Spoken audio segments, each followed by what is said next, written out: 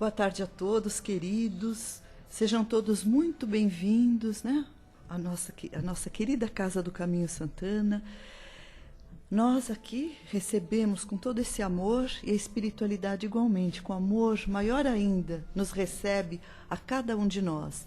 Então nós aproveitamos essa tarde abençoada, maravilhosa, em que estamos aqui bebendo do Evangelho de Jesus, né? Buscando as suas exortações, as suas orientações e nos colocando assim à disposição dos amigos espirituais. Então, nesse estado de ligação que nós ficamos com o alto, nós recebemos muito.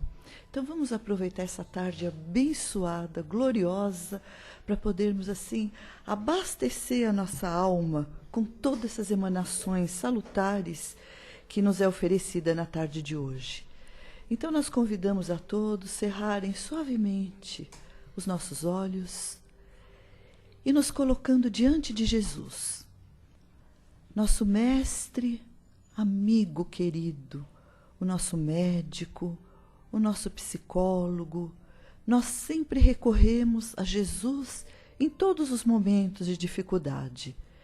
Jesus querido, normalmente nos momentos de alegria, nós não nos colocamos à frente de você. Mas nessa tarde, com muita alegria que nós aqui estamos, diante de você, Jesus querido. Nessa tarde, para agradecer o dom da vida, que o nosso Pai de amor nos proporciona, mais essa experiência reencarnatória. Agradecer por tudo que nós temos, Mestre querido, por termos a saúde de estarmos aqui presentes nessa casa de oração, na tarde de hoje, pela família que temos, pelo nosso alimento, pelo nosso agasalho. Enfim, agradecemos ao Pai de amor, através de você, Jesus querido, por todas as bênçãos. E outras tantas que quantas vezes passam despercebidas pelo nosso caminhar apressado. Agradecemos, Jesus, pela tua presença, através desses amigos espirituais, constantes em nossa vida, em nosso dia a dia. Quantas bênçãos recebemos que sequer agradecemos, Jesus, porque desconhecemos. Bênçãos essas ocultas para nós, mas tão significativas espiritualmente. E por isso, Jesus, permita que nesta tarde nós possamos aproveitar ao máximo as palavras, a palestra, esse tempo precioso de alimentarmos a nossa alma, que possamos sair daqui melhor do que chegamos. Abençoe essa nossa tarde, Jesus, que esses nossos amigos possam nos inspirar e nos ajudar nos trabalhos da tarde. Assim nós pedimos licença a você, ao nosso Pai de amor, à espiritualidade aqui presente, aos mentores da casa, para abrirmos o trabalho da tarde. Que assim seja, graças a Deus. E hoje nós vamos receber com muito carinho a Sandra, né? Que vai falar sobre melancolia.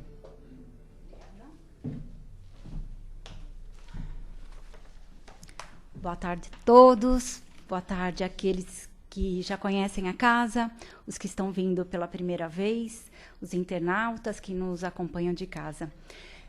O tema hoje, melancolia, do livro Espírito e Vida, de Divaldo Franco, psicografia de Divaldo, do Espírito Joana de Ângeles. Mas antes da gente entrar no texto, a gente vai fazer algumas explicações a respeito do que é melancolia. Principalmente num momento tão importante da nossa história, a história da humanidade, onde os acontecimentos assim vêm galopantes, né? O desenvolvimento da tecnologia, da ciência, tudo faz de uma forma tão rápida que a gente, às vezes, não tem tempo para nada. Parem para pensar. Até mesmo nas questões mais importantes, como o luto, por exemplo, nós não temos tempo de fazer a elaboração. O luto, que pode ser a perda das pessoas, perda de um relacionamento, e assim por diante, né? A perda não é trabalhada, porque nós estamos nessa correria. Isso vai trazendo para a gente muitas consequências. Por isso que esse tema melancolia é tão importante. A gente ouve, assim, corriqueiramente, falar sobre a melancolia. Cada um de nós aqui tem uma ideia do que seja a melancolia, mas há uma confusão muito grande a respeito disso, né? Então, nós vamos primeiro trabalhar essas questões. O que é, por exemplo, estado depressivo? O que é depressão? E o que é melancolia? Primeiramente, gente, estado depressivo é um estado de tristeza por um acontecimento externo, alguma coisa que não está fazendo efeito na nossa vida, alguma coisa ruim, né? E detalhe, antes de eu entrar até nisso, falar o seguinte: cada um de nós recebe as situações da vida de uma determinada forma. E por que isso? Depende da nossa constituição. Como nós fomos recebidos no planeta?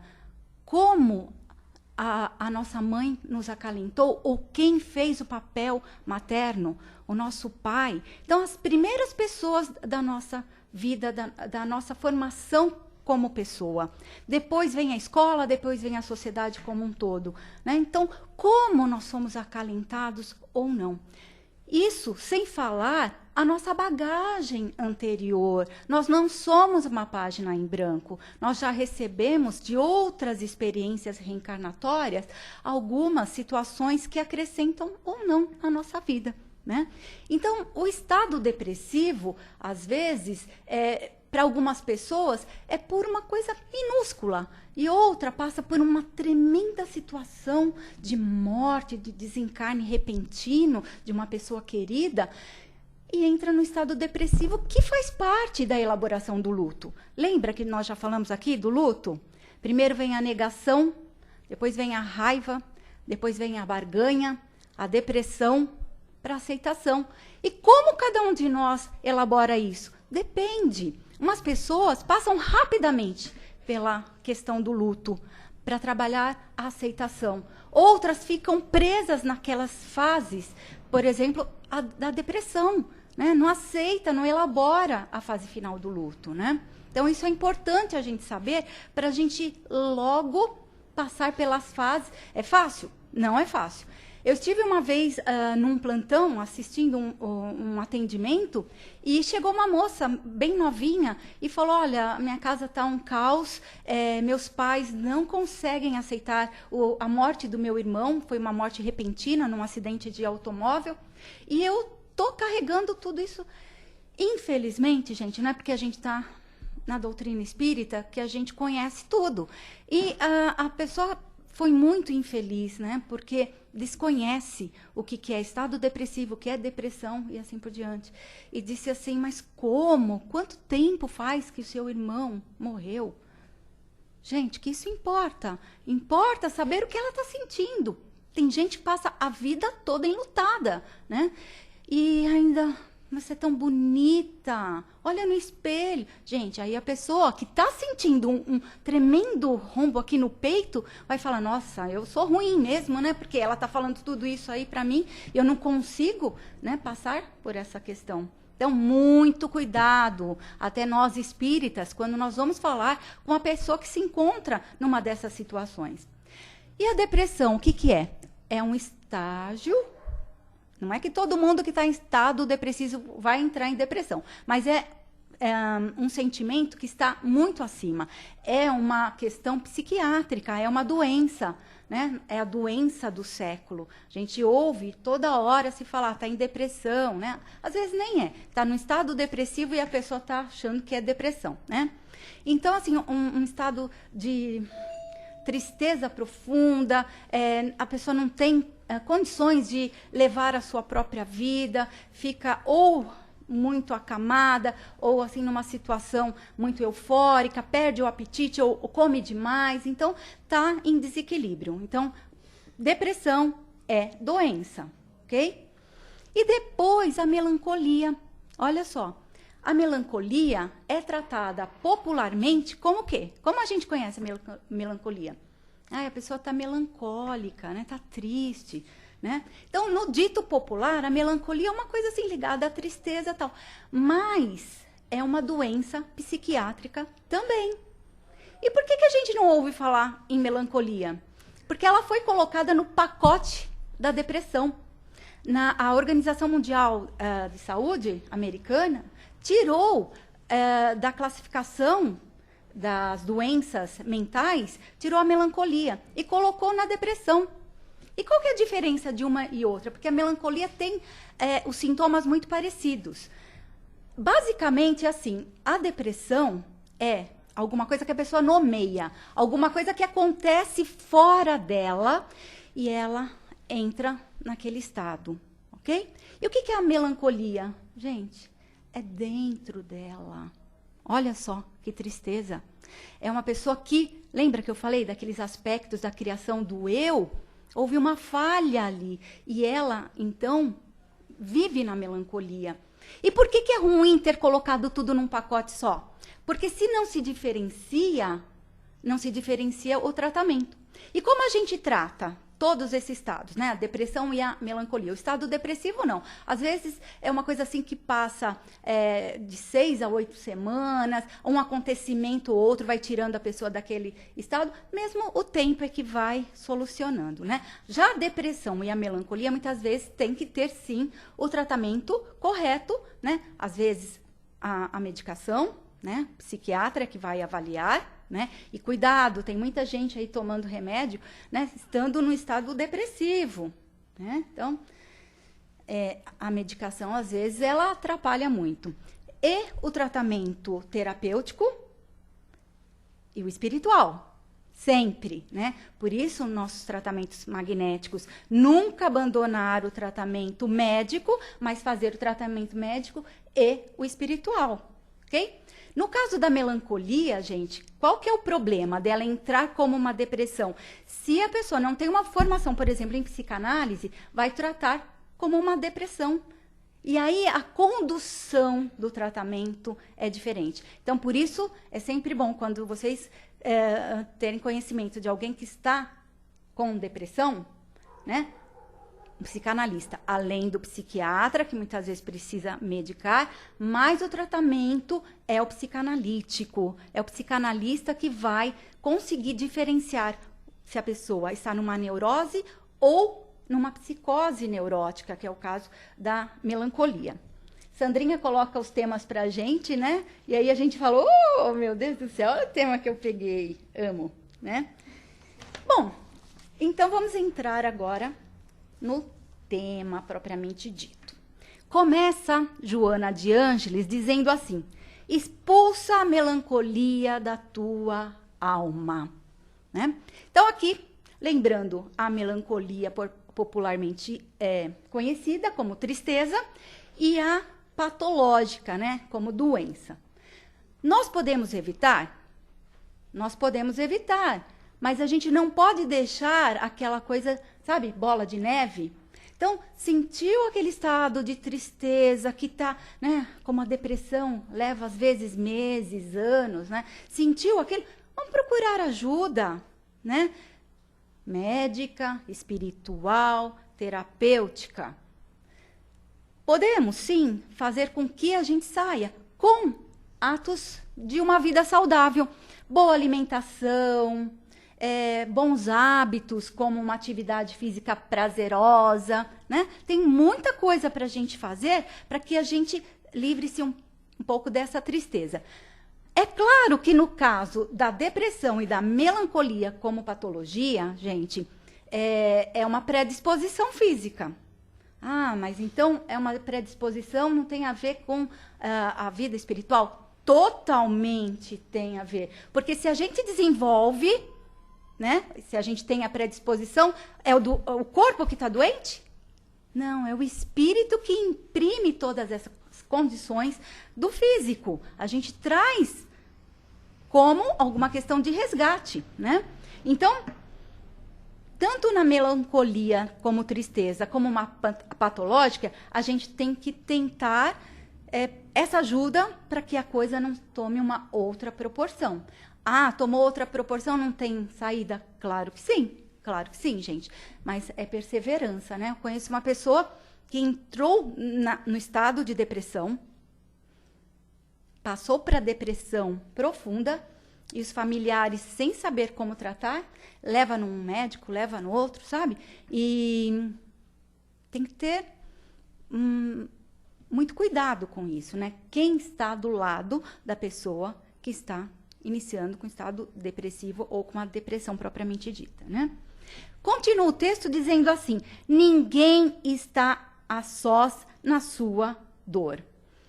Como encarnados, todos nós temos uma rede de relacionamento, seja família, amigos, conhecidos, a igreja, alguma associação de bairro. Todos nós temos uma rede de relacionamentos que nós podemos procurar ajuda, ok? E fora isso, o que nós temos, gente? Onde mais nós podemos nos apegar? No aparato espiritual que nos acompanha. Então, assim, nós temos dois mundos vivendo paralelamente.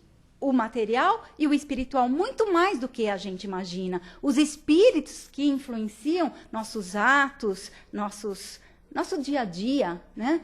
Nossos pensamentos. Então, a gente tem que deixar a nossa antena ligada para onde? Onde eu quero captar? Aqui ou lá? Né? Que espíritos eu quero manter na minha companhia? Obviamente, espíritos que vão nos ajudar. Né? Não vamos manter sintonia com a espiritualidade que não tem a acrescentar, e sim nos prejudicar. Né? Então, nunca estamos sozinhos. Fala que a melancolia é enfermidade ou síndrome de obsessão. Como enfermidade a gente já sabe, já falamos. E como obsessão? Como acabei de falar, a gente vive rodeado da espiritualidade.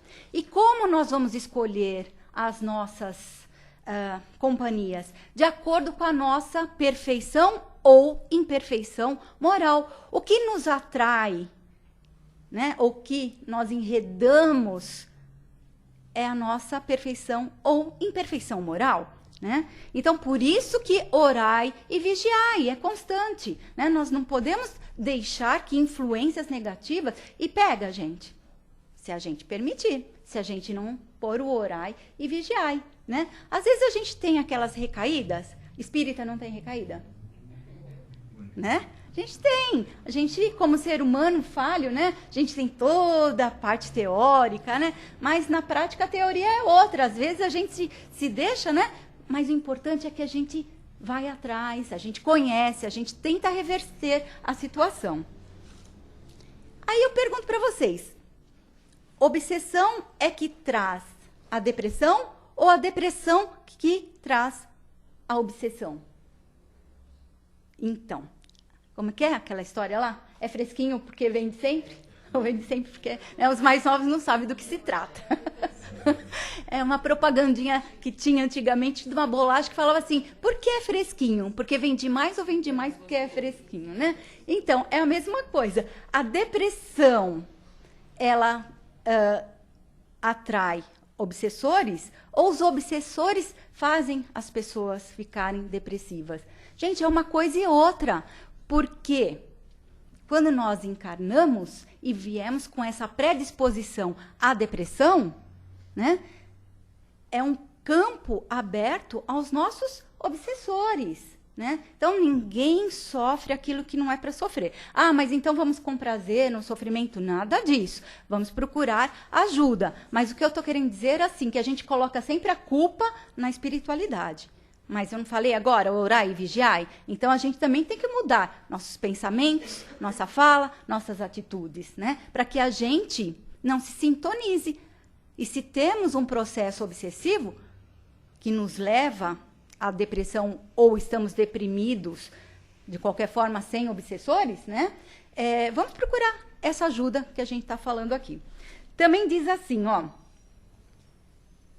Caminham indescritível solidão e há solitários. Não vou ler tudo, porque senão fica muito cansativo. Depois vocês procuram um texto pela internet, tá? Solidão e solitário é a mesma coisa? Ser solitário é viver sozinho, ou por opção, ou por uma imposição da vida. Você vai estudar fora, resolve morar sozinho, um desencarne do companheiro, da companheira, e aí a gente passa a viver sozinho. Mas a gente pode viver bem, sozinho. Eu estava fazendo uma palestra, o ano passado, para umas senhoras, e o que acontece? Eu falei sobre o tema, né, solidão, e aí uma senhora levantou a mão e falou, eu vivo muito bem, feliz, sozinha, faço as coisas que eu quero. Eu falo, gente, não, para, né? Olha, muita gente mora com outras pessoas, vamos respeitar, né? Porque assim, tem pessoas que se sentem bem, olha, me dou bem comigo mesmo e fica feliz. Agora, o que é solidão? É um sentimento que você pode estar rodeado de pessoas e sentir solidão. Isso é triste. Então, Joana de Ângeles diz que a gente tem que confiar, né? Nós não estamos sozinhos, procurar sair dessa solidão. Também ela fala sobre lágrimas de pessoas assim que ficam sem esperança, enquanto outros encontram nas lágrimas, ou seja, no sofrimento, o seu refazimento, porque tem conhecimento de que estamos nesse planeta para um propósito. Fácil? Não é fácil, porque a gente nasce naquela família, convive com aquelas pessoas, é submetido a determinadas situações. Por acaso? Não. Há equipes e equipes na espiritualidade fazendo os projetos de reencarnação, né? Então, ninguém caiu de paraquedas, ninguém está sofrendo aquilo que não era para sofrer. É a lei de causa e efeito. Simples, difícil, né? Então, assim, tem pessoas que choram. Aí o choro é bom? É bom, né? Chorar, às vezes lava a alma, a gente também precisa, né, desabafar, mas que essas lágrimas não sejam, assim, de vitimar-se, colocar-se numa posição, assim, sempre de sofredor. Não, é uma lágrima de resignação, de aceitação, né? Porque, como diz aí, como que é, Renatinha? Aceita que dói menos. A gente podia completar assim, ó. E creia, confie que dói menos, né? Porque quando a gente tem essa certeza, né, que estamos aqui em aprendizado e tudo tem o seu porquê, mesmo no sofrimento, a gente eleva nosso pensamento através do quê? Da prece. Lembra que a gente já falou aqui que se a gente estiver numa floresta perdido, né, e parece que aquilo não tem fim, eu vou morrer aqui, eu não encontro água, não encontro comida. Aí se tiver um topo, né, de uma montanha, uma torre, qualquer coisa, a gente sobe e vê e fala, olha, o caminho está ali, né? Então ali eu já vou ser socorrida. É a prece, gente. É essa certeza que a gente vai encontrar, né, o final positivo para a gente. A prece é aquele bálsamo que quando a gente, às vezes está no desespero, a prece nem vem direito, né? A gente esquece até, mas é aquela prece que vem daqui, ó. Agradecer até os momentos difíceis, né? Gratidão, gratidão e gratidão por tudo que nós estamos passando. Porque a gente não sabe se aquilo que nós estamos passando é positivo para a gente no futuro. Porque às vezes aquele remédio amargo que a gente toma é o que vai nos curar mais rapidamente. Não, vamos tomar um remédio gostosinho, não vai fazer efeito, né? Então já vamos aceitar, né, o remédio mais difícil mesmo. Diz também ela assim, ó, sai do casulo do eu. Né? Então, a gente está tão fixado na nossa própria personalidade que a gente não ouve aquela recomendação. Coloque-se no lugar do outro. Por quê? Aí a gente consegue ver que o outro também sofre, que o nosso sofrimento é grande, claro, ninguém está dizendo que não, mas há pessoas que sofrem muito mais. Vamos, né, fazer esse exercício de colocar-se no lugar do outro e ver assim que a gente é um na criação enquanto há tanto sofrendo. Como agora nessas regiões de conflito, gente. É muito doloroso ver guerras e extermínios de tantas pessoas, né? Mas deve ter sim um porquê, com certeza, né? Tem um livro que eu li um tempo atrás, Libertação, daquela obra de Nosso Lar, né? Dos 16 livros do Nosso Lar, que fala sobre espíritos, inclusive, que se comprazem no mal. Então, a gente não vê gente que gosta de ser ruim, né? Por ser ruim, tá bem, tá achando que, né, nada vai acontecer e gostam de fazer o mal pro outro.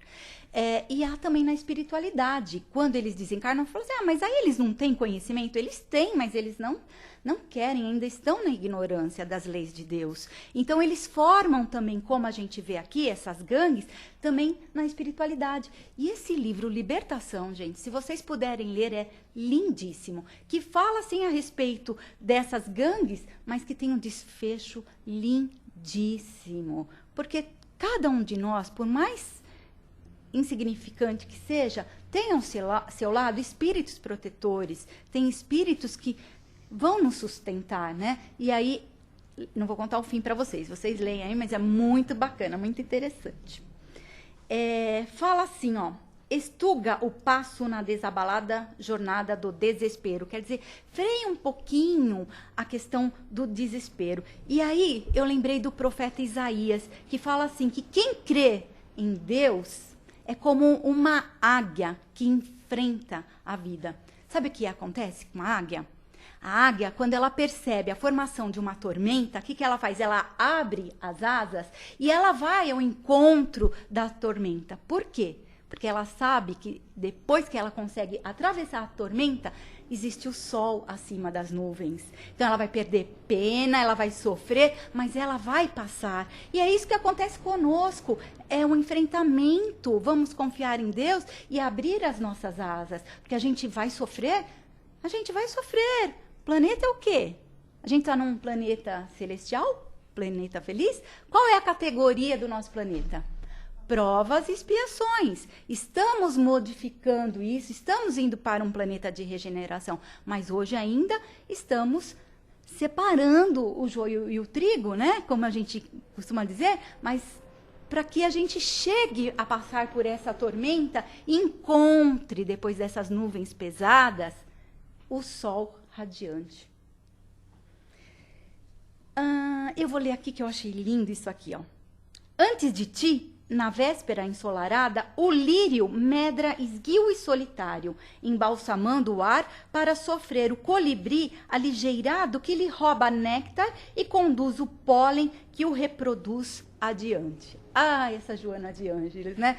É fantástico, a gente lê e fala assim, não entendi. Lê de novo, lê de novo, lê de novo, né? E aí, sabe que eu lembrei aqui de Lavoisier, que diz que na natureza nada se cria, nada se perde, tudo se transforma, né? Então ela faz a imagem daquele lírio, né, que vai perecer, mas que depois ele vai, né, renascer através do seu pólen, né? E a gente pensa assim, e nós, né, encarnados, como todo ser vivo, a gente, ao encarnar, recebe um corpo, a morada da nossa alma, que nós temos que cuidar dele da melhor forma possível, porque nós estamos nesse planeta em aprendizado, nós precisamos desse corpo para tentar a nossa evolução, né? E o que acontece quando a gente morre? Esse corpo perece e ele vai voltar à natureza, ele entra em degradação e volta à natureza. E o ser principal disso, o espírito, ele vai para a espiritualidade, dependendo aí de cada situação, né? E passado o seu período de perturbação, aquele período de aprendizado, que pode ser em zonas umbralinas, tudo mais, ele vai, então, ficar um período indeterminado, cada caso é um, na erraticidade, para depois se preparar para a volta na carne, né? Erraticidade, espíritos errantes, aqueles que ainda necessitam do reencarne. Então, isso tudo para dizer assim, isso é uma matéria, gente, matéria. Vamos cuidar dela, obviamente, enquanto aqui, mas o principal é cuidar do nosso espírito. Ele é o ser principal. A gente costuma falar assim, o meu espírito, não, eu sou o espírito, né? Alma, enquanto encarnado, espírito desencarnado. A mesma coisa, só para que a gente consiga diferenciar uma coisa de outra. Fala também que há dores que nós temos que suportar, né? Ele fala assim, ó, aguarda a madrugada do porvir. Então, nós passamos por algumas situações, mas a gente sabe, né, que na doutrina espírita, a certeza que a vida aqui na Terra é uma pequena passagem. O que é a vida na Terra diante da eternidade? Somos espíritos imortais.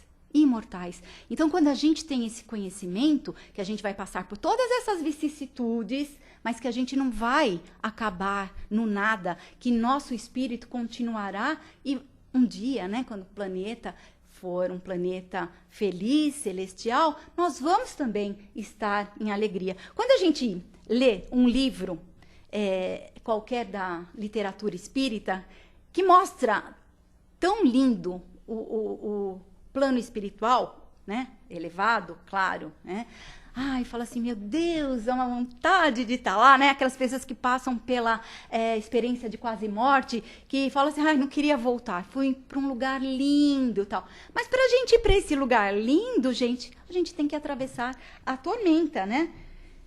Outra coisa que Joana de Ângeles fala é ceareiros operosos que dormem enquanto outros se dispõem a trabalhar enquanto nós estamos no nosso repouso.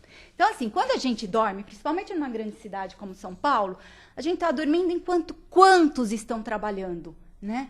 Operários que têm que trabalhar à noite, né? Como, por exemplo, os que trabalham em hospitais e assim por diante. Para que nada pare, né? Você vai, pega o carro, 3 horas da manhã na Avenida Paulista, ou seja, onde for.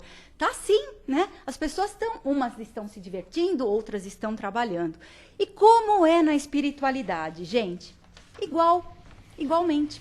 Eu tô relendo o livro Os Mensageiros e fala quantas atividades tem. Enquanto nós estamos dormindo, a espiritualidade está trabalhando. Então ela diz, alenta o bom ânimo, não se desligue, não se perturbe com as situações que vocês estão passando. Há sempre um amanhã, né? E quando nós estamos na espiritualidade, olha que interessante, a gente se compromete a tudo, né? Não, eu vou dessa vez, tudo vai ser diferente. E a gente vem e sucumbe, né? Isso, os que vão doutrinar, os que vão trabalhar na mediunidade, qualquer um de nós, né? A gente promete, porque fala, nossa, me arrependo. Oi, arrependeu? Agora vamos reparar, né? E a gente reencarna. E aí a gente promete uma série de coisas. Só que quando a gente chega aqui, esquecemos e erramos, né? Mas que cada vez que a gente vai e volta, a gente consegue subir um degrauzinho, né? A natureza, ela não dá saltos. Então, a gente também tem que entender que nós somos falhos e a gente vai de degrau em degrau em busca da nossa transformação. Gente, se a gente olhar para trás, a humanidade como um todo já se adiantou bastante, já melhorou muito, né? Porque fala, ai, tá ruim. Mas, gente, é que naquela época aí atrás, né? Nas guerras de conquistas, as cruzadas e tudo mais, não tinha, né, essa rede que a gente tem de comunicação para saber como era naquele tempo. Então, a gente vê que está ainda em transformação, mas está melhor do que foi no passado, né? Então, para arrematar tudo, Joana de Ângeles lembra uma questão muito importante, uma máxima. A máxima cristã é amar a Deus sobre todas as coisas e o próximo como a si mesmo. E a máxima espírita?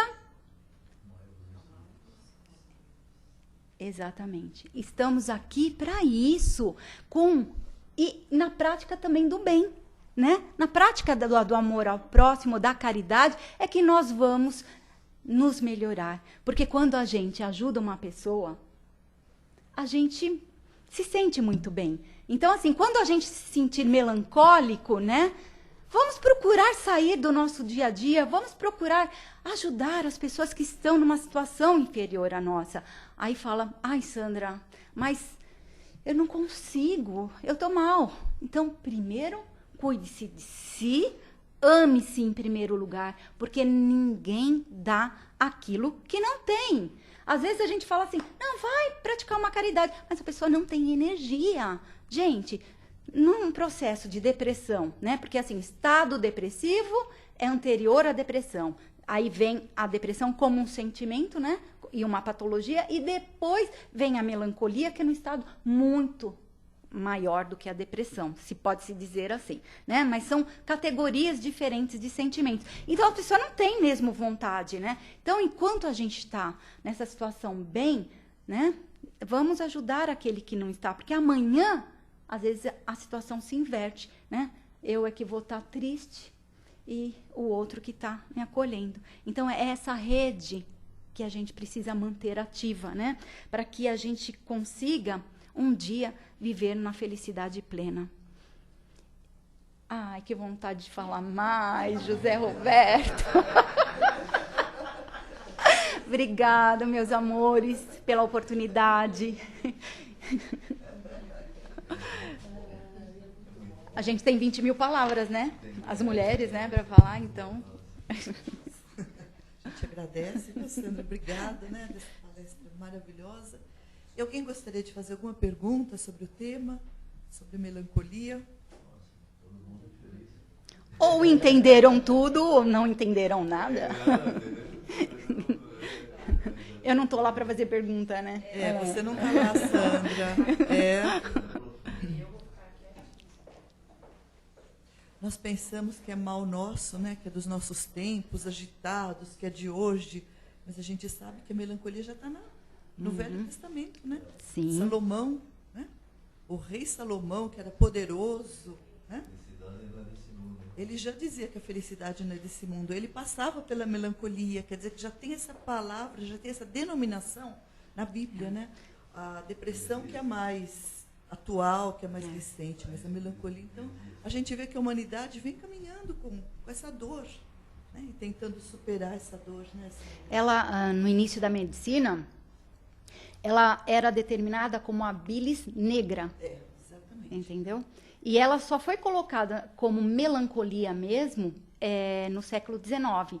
Então, dizia, né, da melancolia uma doença do século XIX. Como hoje a gente diz, século XX em diante, a doença do século como a depressão. Né? E olha, se fazia sangria, né? Se colocava naqueles tachos, né? Para fazer a sangria. Então, você lembra disso? Todos nós já passamos por isso. Nós já passamos por isso, né? Nas vidas passadas. Né? Sim. Pois não. Então, pelo que eu entendi, melancolia é um estado um pouquinho mais evoluído negativamente que a depressão? Sim. Ela, por exemplo, a depressão, ela encontra-se no quadro da neurose. E a melancolia está acima disso. Como eu falei, assim, a depressão é por alguma coisa que você consegue nomear. Alguma coisa assim, ó, morreu um familiar querido. Eu entrei em depressão a partir daí.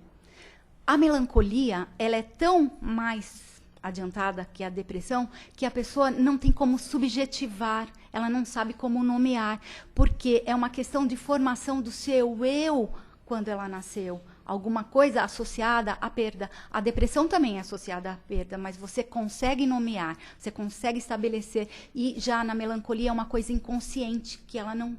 Por isso que eu falo que o grande mal foi ter colocado ela junto com a depressão. Porque quem não conhece, não sabe diferenciar, que no caso foi a psicanálise que continuou com essa questão da melancolia ser tratada diferencialmente, porque é um outro trabalho que tem que ser feito, né?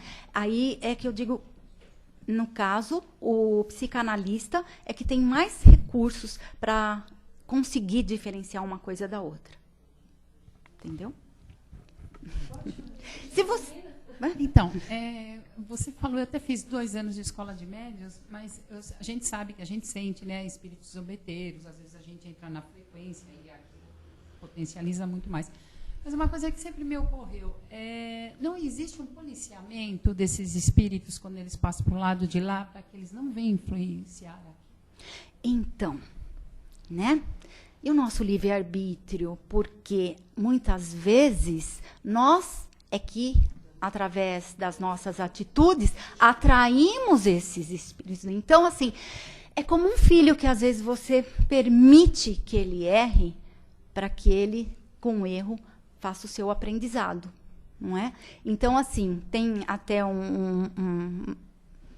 uma passagem desse livro, Os Mensageiros, que quando ele foi psicografado, foi na época da Segunda Guerra Mundial.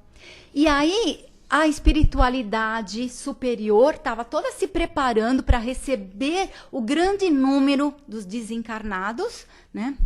E tinha uma colônia espiritual muito mais adiantada que cercou os seus arredores, porque isso era uma questão nossa, né, dos espíritos ainda em desenvolvimento. Então, sim. É claro que numa casa como essa, há toda uma proteção, né? Enquanto a gente está lá fazendo nossas coisas, a espiritualidade está aqui trabalhando, né? Mas o nosso livre-arbítrio tem que ser respeitado, senão nós seríamos robozinhos. Okay? Não esquecer sempre, né, que a escola fala sempre espírito e evangelho no lar, né? A importância do evangelho no lar, sempre, né? Muito bem lembrado.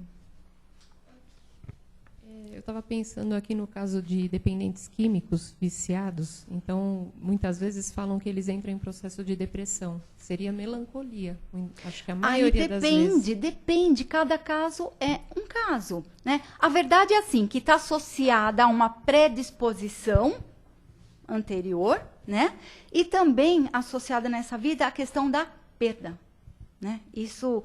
Em Freud, é muito importante essa gente saber.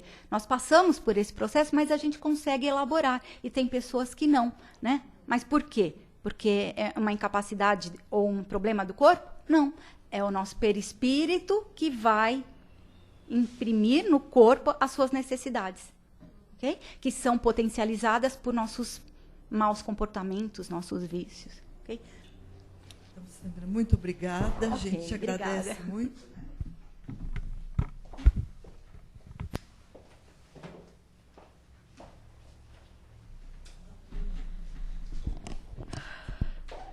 E nós vamos então, queridos, agora aquele momento das nossas vibrações.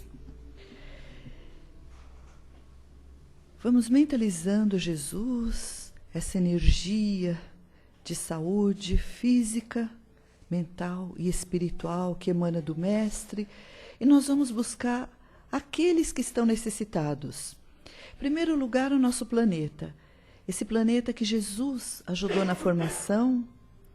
Vamos envolvendo a Terra em vibrações de paz, de harmonia, assim como os lares da Terra. Cada um mentalizando os nossos lares, os lares dos nossos familiares, amigos, conhecidos, e por que não, daqueles que nós temos a notícia de que estão em desarmonia. Vibrando muito amor, muito equilíbrio, muita paz. Assim como pelas pessoas que perambulam pelas ruas, que estão jogados, muitos idosos em asilos, doentes, crianças em orfanato,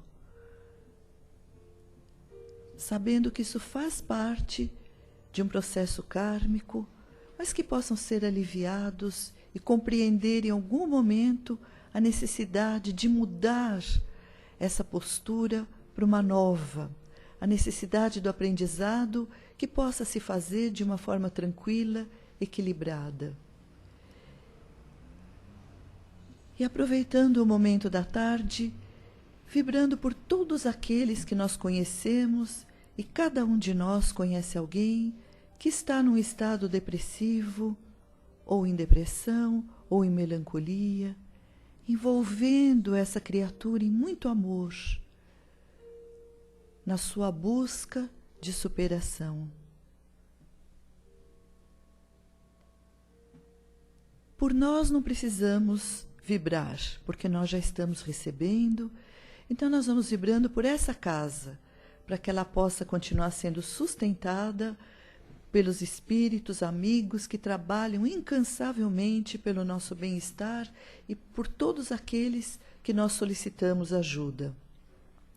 E assim nós vamos agradecendo a tarde de hoje, agradecendo todo esse esclarecimento que recebemos e pedindo, Jesus querido, que essa paz que nós recebemos aqui na Casa Espírita, ela possa permanecer conosco, que nós possamos trilhar nesses passos do Evangelho que Jesus nos deixou, para que essa nossa caminhada seja segura, firme e, mais do que tudo, bem-sucedida. Que nós possamos buscar o real, Jesus querido, o real que nós combinamos desse trato que nós fizemos lá na espiritualidade ao reencarnar. Abençoe os nossos passos, Jesus, que possamos segui-los sempre na direção dessa estrada luminosa que você nos deixou. Que assim seja, graças a Deus. Então, uma boa tarde, uma ótima semana a todos e aguardem um instantinho que nós vamos preparar a sala de passes.